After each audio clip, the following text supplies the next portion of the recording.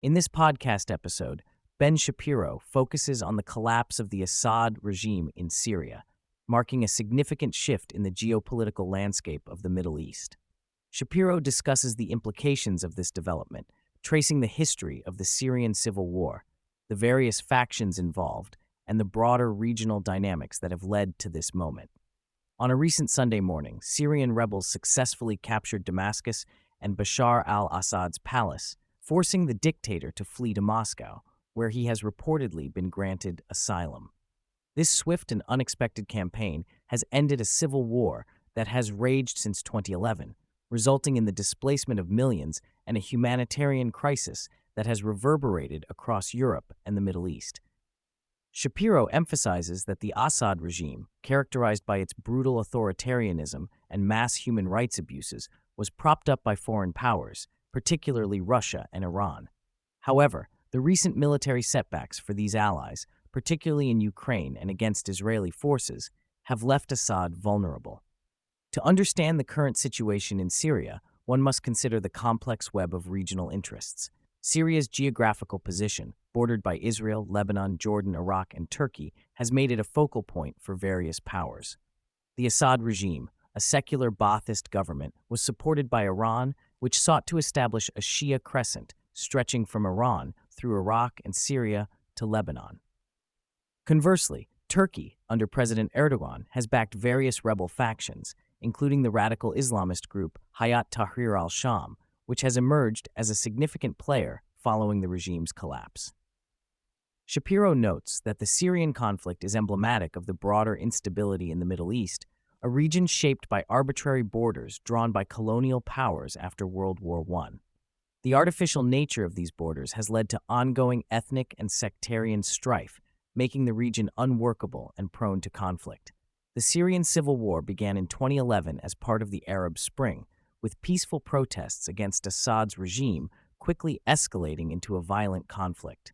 The U.S. and its allies imposed sanctions on Assad, while Iran and Russia increased their support for the regime. By 2013, the conflict had devolved into a struggle dominated by radical Sunni Islamist groups, including ISIS and al-Qaeda affiliates.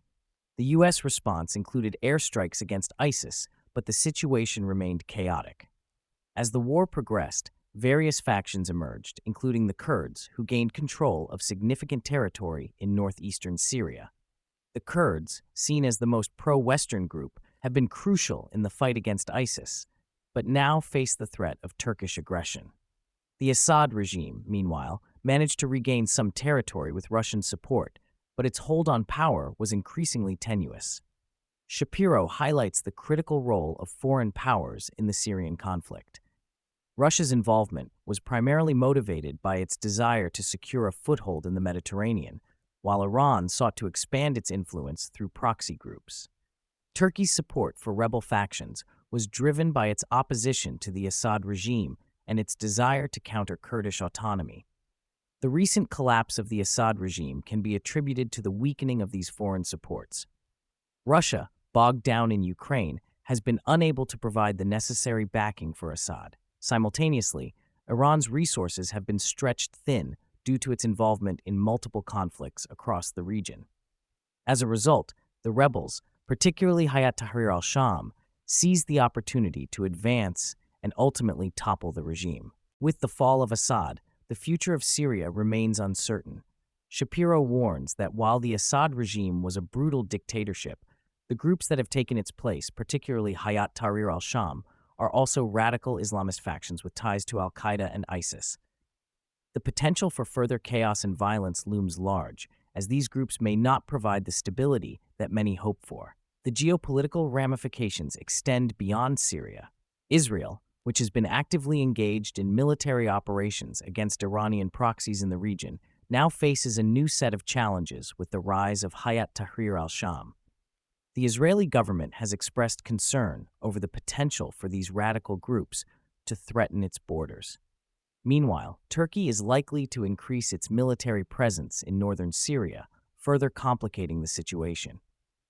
Shapiro emphasizes that the U.S. should adopt a cautious approach, focusing on supporting its allies, such as the Kurds, while avoiding direct involvement in the conflict. The Biden administration's previous attempts to negotiate with Iran and its slow response to the crisis have drawn criticism, highlighting the need for a more robust and coherent strategy in the region.